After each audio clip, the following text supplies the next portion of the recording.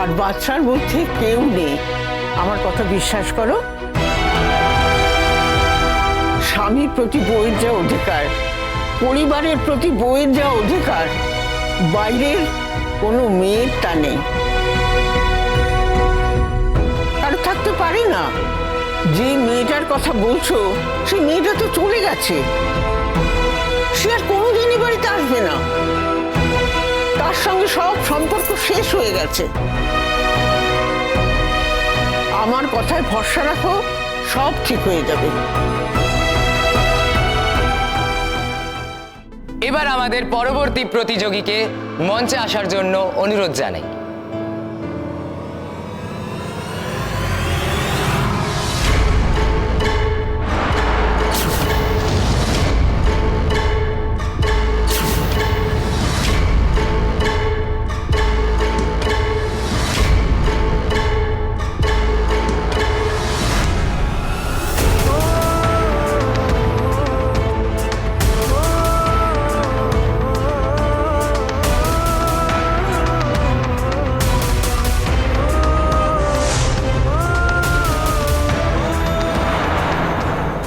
কি ব্যাপার, আপনি কি মেয়েটাকে চেনেন? স্যার, আপনি কি মেয়েটাকে চেনেন? না না, আমি কি করে চিনব? না, আপনি কেমন চমকে উঠলেন। আমি মোটেই চমকে। ও কি তোমার গ্রুপে?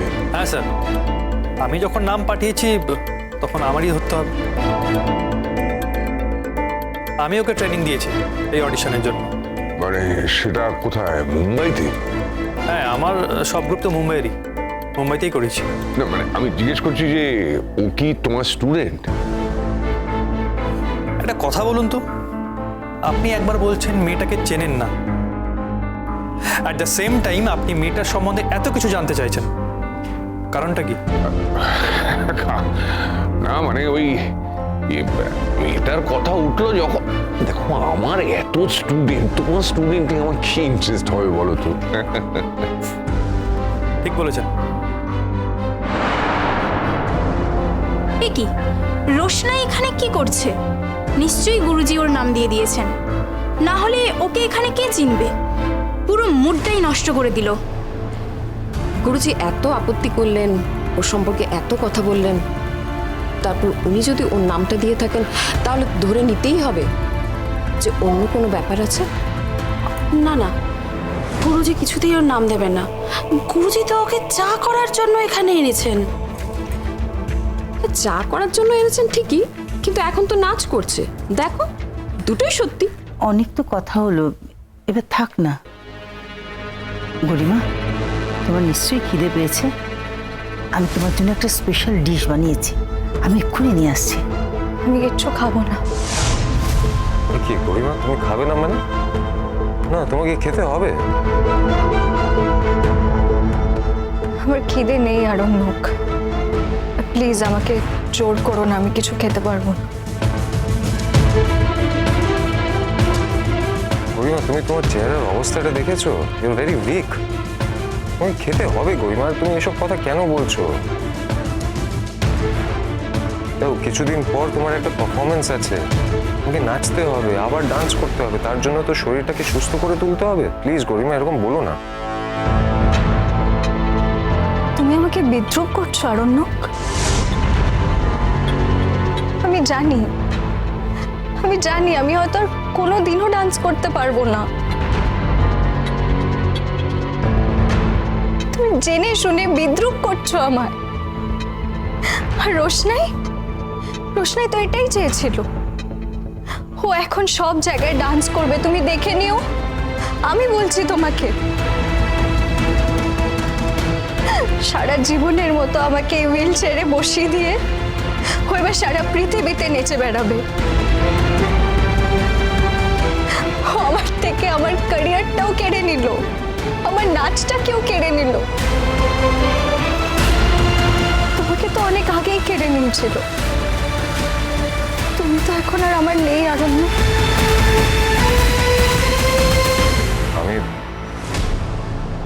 আমি আর তোমার নেই? এই কথাটা বলো না গরিমা, প্লিজ আমাকে মিসআন্ডারস্ট্যান্ড করো না।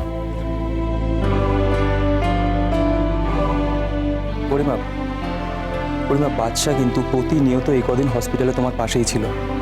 ও শুধুমাত্র বাড়িতে এসেছিল ড্রেসটা চেঞ্জ করতে, ব্যাস, আর কিছু না।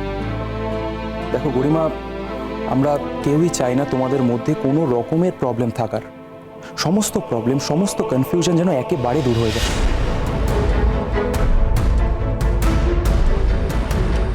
আমি একটাই কথা বলবো গরিমা, নেগেটিভ কথাবার্তা ভেবো না। পুরো নেগেটিভিটি এই বাড়ি থেকে চলে গেছে। নেগেটিভ কিছু ভেবো না, কারণ অশুভ শক্তি তোমার থেকে হার মেনে চলে গেছে। বুঝতে পেরেছি যে তোমাদের ভালোবাসার কাছে ও জিততে পারবে না। মানে বি পজিটিভ, আমি বারবার বলছি। আর বাচ্চাও বুঝেছে যে ওর জীবনে সব থেকে বড় লক্ষ্মী তুমি।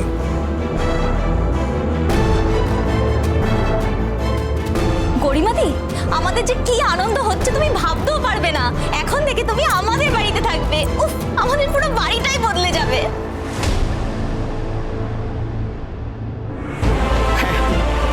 আমাদের লক্ষ্মী বাড়িতে পা দেবার সঙ্গে সঙ্গে আমাদের সকলের মন আনন্দে ভরে গেছে।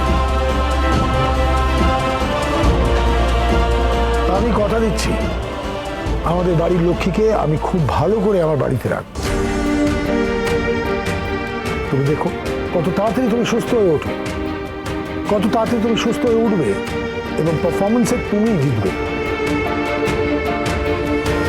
তুমি একজন উজ্জ্বল নক্ষত্র, আর তোমার পাশে থাকবে আচ্ছা সবসময়। তোমার এই যে লড়াই, তোমার এই যে রিকুপারেট করা, তোমার এই যে সুস্থ হয়ে ওঠা, তোমার এই যে কমপ্লিট করা, সবসময় তুমি পাশে পাবে এই বাচ্চা, আর তুমি জিতবে। আচ্ছা রোশনাই, তুমি তোমার চয়েসের একটা নাচ দেখাও।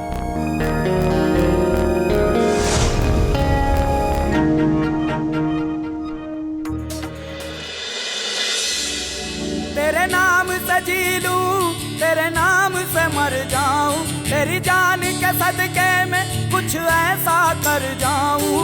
तूने क्या कर डाला, मर गई मैं, मिट गई मैं, हो जी हाँ जी, हो गई मैं तेरी दीवानी, दीवानी तेरी दीवानी, दीवानी। तूने क्या कर डाला, मर गई मैं, मिट गई मैं, हो जी हाँ जी, हो गई मैं तेरी दीवानी।